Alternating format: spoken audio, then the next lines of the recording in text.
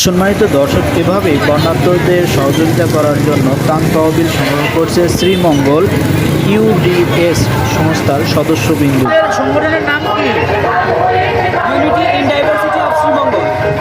আপনারা মূলত আসলে কোন জায়গায় এই যে লেখা আছে বন্যার্থদের সহায়তার জন্য এটা আপনারা কোন দিকে দিতে যাচ্ছেন বা আপনাদের উদ্দেশ্যটা কি? আমাদের উদ্দেশ্য এখন আপাতত টাকা কালেক্ট করা এবং বন্যার্থদের জন্যই আমরা টাকা কালেক্ট করতেছি সবাই একসাথে হয়ে। তারপর আমরা ডিসিশন নেব যে কোথায় দেওয়া যায় এবং কোন জায়গায় মানুষ এখনো পায় নাই, কারণ আপনারা জানেন সবাই যে অনেক জায়গায় দেওয়া হইতেছে।